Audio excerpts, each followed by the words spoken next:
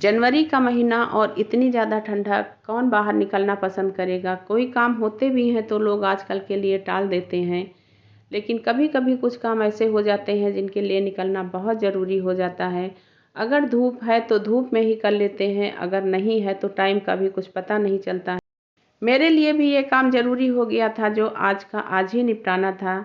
कल के लिए हम इसको नहीं टाल सकते थे, इसीलिए हमने सोचा आपके साथ ये वीडियो शेयर की जाए। हम आ गए हैं लखनऊ के 12 सिल्क प्रदर्शनी। ये सिल्क प्रदर्शनी हर साल लगती है और इसी जनवरी के महीने में ही लगती है। ये बाहर का पार्ट है जहाँ बाकी चीज़ें लोग लगा लेते हैं, लेकिन अंदर के पार्ट में सिर्फ साड़ियाँ ही लगती हैं। बनारसी, सिल्क, सलेथू, शिफॉन, हर तरह की साड़ियाँ होती हैं। यहाँ की साड़ियाँ बहुत अच्छी होती हैं, हर रेट में, हर डिज़ाइन में आपको मिल जाएंगी। पहले भी हमने यहाँ से साड़ियाँ खरीदी हैं जो कि बहुत अच्छी थी, और हम इंतज़ार भी करते हैं कि जनवरी के महीने में जब सिल्क प्रदर्शनी लगे तो हम वहाँ से साड़ी लें। अब आप सोच रहे होंगे ऐसा कौन सा काम था जो इतनी ठंडक में बाहर निकलना पड़ा, तो जी हाँ, हम आपको बता दें। कल ये एक साड़ी यहाँ से ले गए थे जो हम लोगों को कम पसंद थी, उसी को चेंज करने के लिए हम यहाँ आए हैं और अपूर्वा को ये साड़ी पसंद आई है। ये साड़ी हमने खरीद ली है। किसी भी शॉप में ज़्यादातर यही होता है कि सामान बदल कर दे देते हैं, पैसा वापस नहीं करते। ये साड़ी हमारी 2000 की थी और इसी रेट में हमने दूसरी साड़ी खरीद ली है, बाकी पैसा नहीं लगाया है, क्योंकि और साड़ियाँ में हमको कुछ ज़्यादा पसंद आई भी नहीं थी। इधर हम दूसरे दुकानों में साड़ियाँ देख रहे हैं। ये सलेथू की साड़ी है जो कि 32,000 की है। ज़रूरी नहीं कि हम जहाँ जाएं हमको हर कुछ पसंद आ जाए और हम उसको खरीद ही लें, लेकिन कभी कभी ऐसा होता है कि जहाँ हम जाते हैं वो चीज़ें हमको पसंद आ जाती हैं। ये सिल्क प्रदर्शनी में भी कुछ ऐसा ही है कि यहाँ की हर चीज़ अच्छी होती है और लेने का भी मन करता है, लेकिन बहुत ज़्यादा लेने का कोई मतलब नहीं होता तो हम उसे खरीदते भी नहीं हैं। जो मेरी समझ में आता है हम उसे ही लेते हैं। हम यहाँ पर आए या किसी भी एग्जीबिशन में जाएं तो हमको लगता है कि कुछ ना कुछ ज़रूर खरीद लेना चाहिए और हर किसी को खरीदना चाहिए, क्योंकि ये लोग ठंडक में कहाँ कहाँ से आते हैं बहुत उम्मीद के साथ कि मेरी बिक्री होगी। यह साड़ी भी 6000 की है।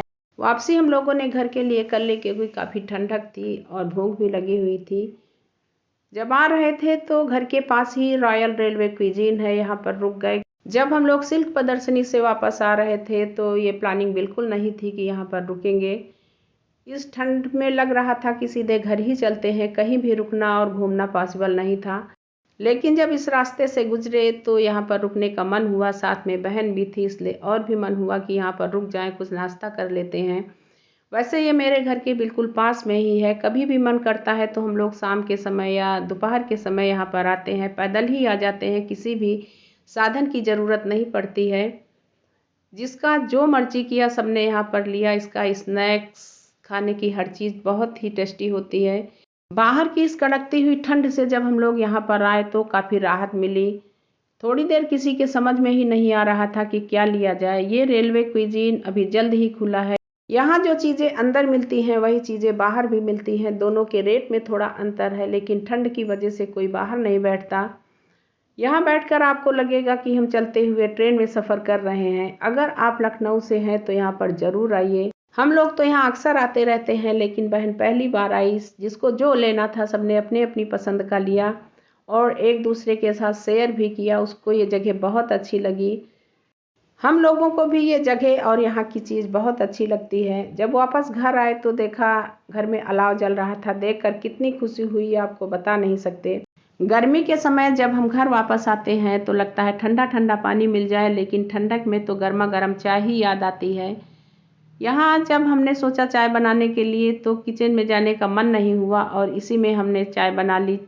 पहले तो ये पैन अंगीठी में रखते नहीं बन रहा था, काफ़ी तिकड़म के बाद इसको रख पाए हैं और अब आप देखिए कितने अच्छे से इसमें चाय बन रही है। हम यहाँ पर गुड़ की चाय बना रहे हैं, क्योंकि हमारे यहाँ ठंडक में गुड़ की ही चाय पी जाती है।